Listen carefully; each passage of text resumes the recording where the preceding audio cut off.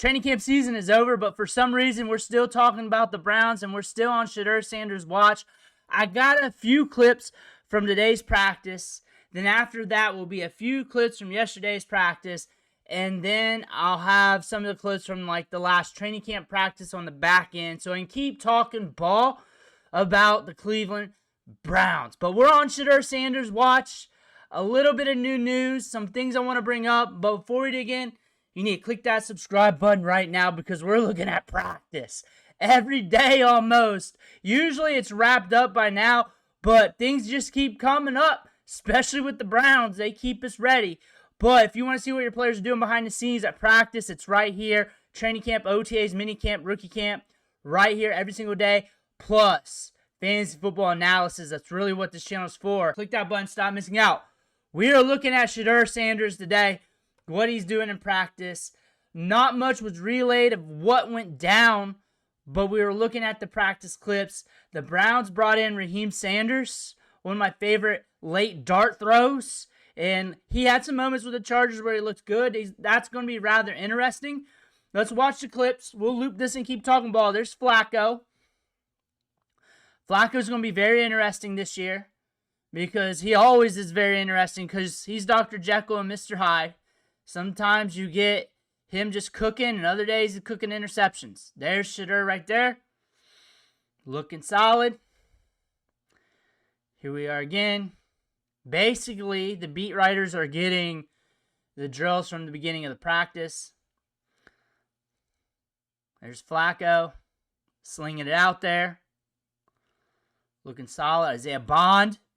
I like Isaiah Bond. He's got some speed. He can break off routes. They're trying very hard to get him up to speed. They're trying very hard. Now there's Gabriel. Where's this ball at? There we are.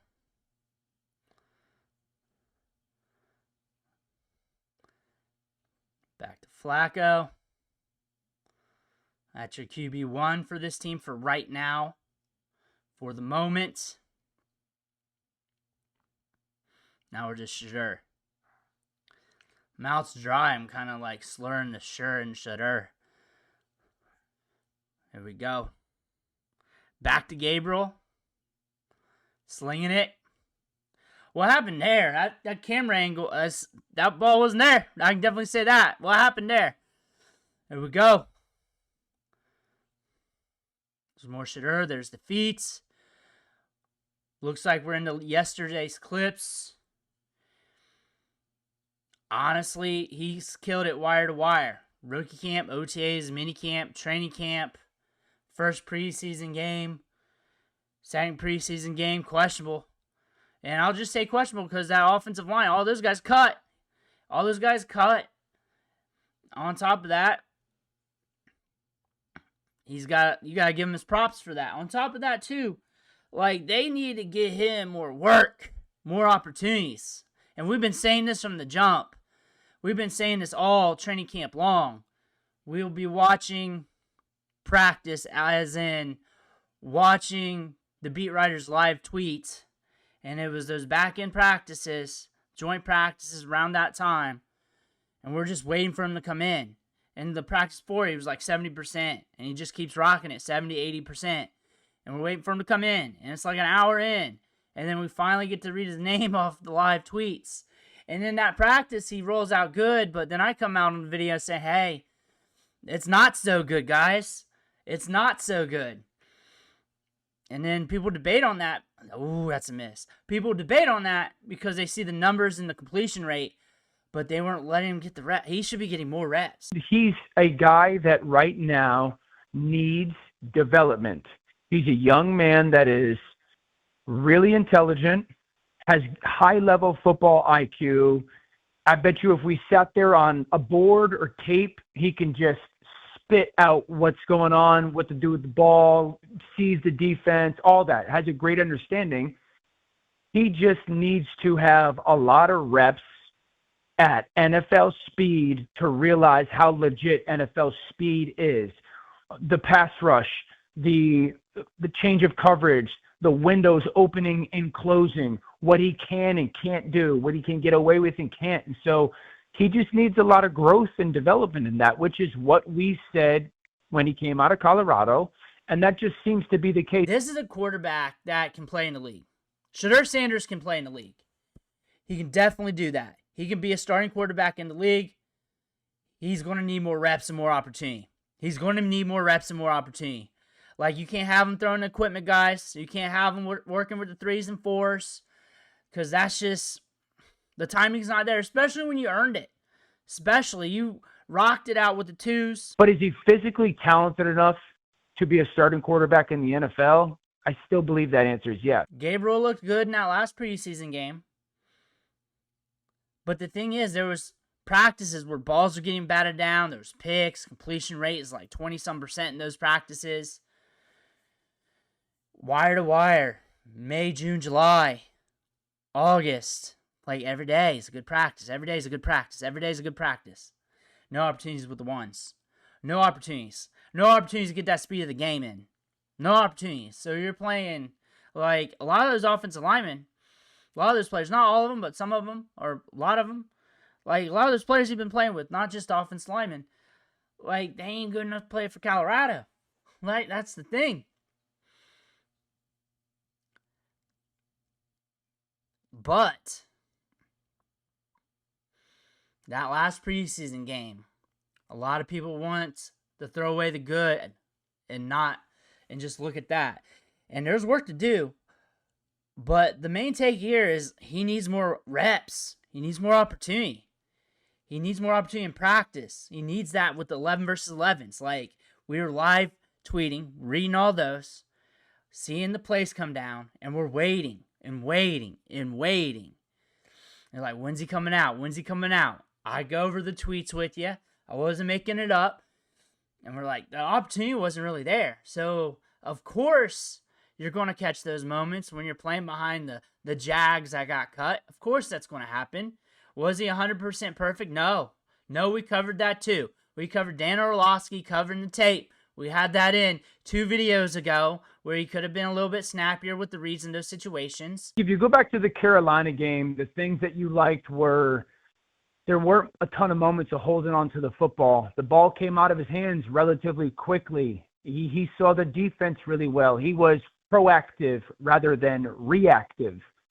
And then you went to the Rams game, and early on, it felt like he was reactive rather than proactive. It felt like he would catch the snap, almost not try and read what the defense was doing, wait till a offensive lineman got beat or a seam was created, and then take off and go from there, and held on to the football way too long. And I don't know if it was, well, Dillon played really well against the Eagles and then really well against the Rams, and it's like, well, I have to go outplay him. Then a lot of the things that you saw or that I saw in college that gave you some hesitation and reservation, they showed themselves. But retrospectively, the fair shot in practices after you earned more work, more opportunity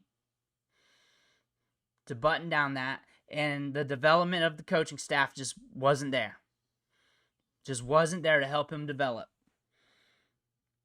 To help him button up some of that stuff. We saw, and everybody saw, when they were talking about when he was coming out from Colorado.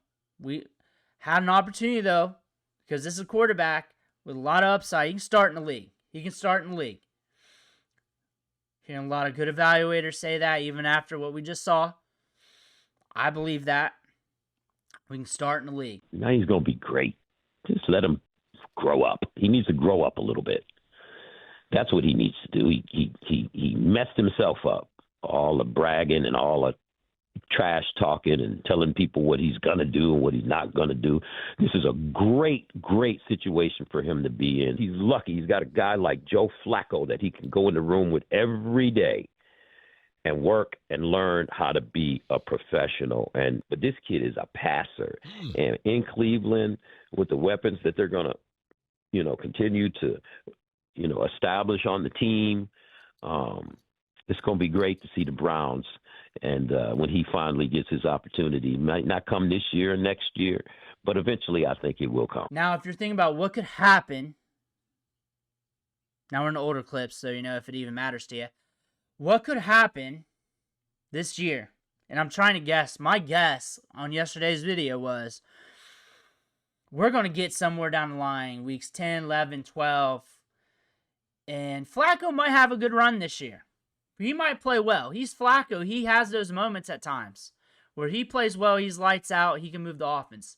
This defense is solid. All they got to do is run the ball. Quinshon Judkins, we're wondering what's happening with him. We're watching him. We're seeing the news if he's going to be back or what's going on. Rumors that he's going back to college. I don't know. I don't know about that. We're watching that. Dillon Sampson's a stud prospect too. Raheim Rocket Sanders was one of the best running backs in college football a couple years ago at Arkansas. That's an interesting pickup. Watching that.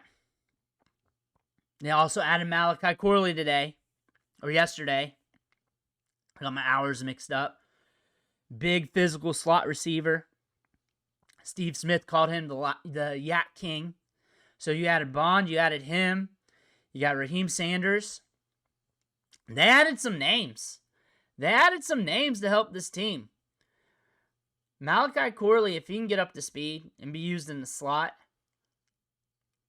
that's an interesting prospect there. Former second-round pick. You're also seeing some teams get rid of some wide receivers. Patriots got rid of Jalen Polk and Javon Baker. I like Baker. He's very twitched up. But had an interesting career. Had to leave Alabama. When I think Shedeur's going to come in, I think it's when things get rocky with the Browns. It's going to be middle of the year. I think Flacco's going to have his moments. All he has to do is not turn over the ball. If he's turning over the ball early, this is a rough schedule. Once they're out of it, or if Flacco gets hurt, which I can't predict that, but say once they're out of it or Flacco gets hurt, Gabriel's going to come in. I think Gabriel's going to have a long career as a backup, but I don't think he's going to have the gusto to start a bunch of games, lead a team, get them to the playoffs. I think that's going to unravel.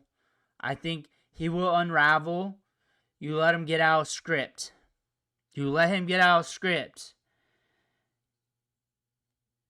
I think Shedeur, you allow him to get with the ones and allow him to get some time, allow him to have a little leash to make mistakes. I think he can give you something. I think you need to see what you have in him because you got 2 first-round picks next year. And you need to know what you want to do because Flacco ain't going to be there forever. And the thing about this is I think he's going to get his moment after Gabriel has a bad run of games. He might even get hurt. in there. That might happen. That's not even a call or prediction. That's a possibility. One issue we've seen with Gabriel, ball's batted down at line of scrimmage in practice, a lot in OTAs. We saw that in those bad string of practices in training camp. Ball's getting batted down, throwing picks. Flacco will throw picks. He will. He will go on games and runs of throwing picks. I don't see them really yanking him.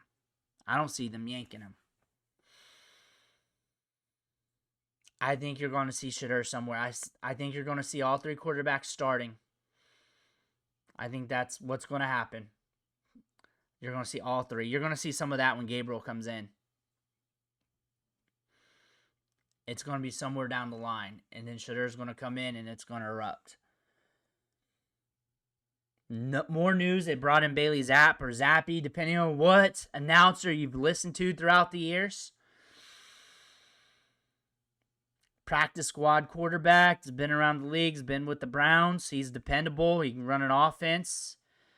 Not an upside starter. Backup that's going to be around the league. It's going to kick the tires.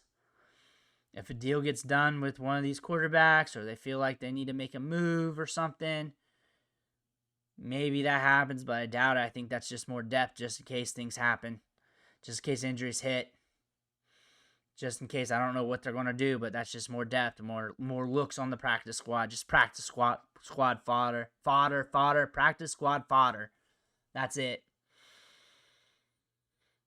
If you want to ask me what I think is the best course of action, is Shedeur on another team. Honestly, the development here from the Browns, the lack of opportunities in practice just wasn't there. Like, if we go into next year, it better be a legit battle and allowing him to get opportunities. Like, if he's on the roster going into 2026, there better be a legit battle for opportunities. But his best course is another team and probably be picked up somewhere. He will be picked up somewhere. He would be picked up. They know this, that he's an asset. We're talking about him every day after practice, 70% completion rate, this, that. Spencer Rattler and Tyler Shuck was a quarterback battle. That happened. We saw the fall off of Anthony Richardson. We have some older quarterbacks in the league. There's some opportunities around the league. There will be injuries. There'll be quarterbacks falling off. He can play in the league. I bet you he can play in the league. I bet you he's going to be solid. Just allow him to get some work in, get his reps, get his practice. He's going to need a lot of practice. All young quarterbacks do. That's the thing with young quarterbacks. Let me know what you think in the comments below. I want to hear about that. Make sure you hit that subscribe button on the way out. One thing for watching. Catch you on the next video.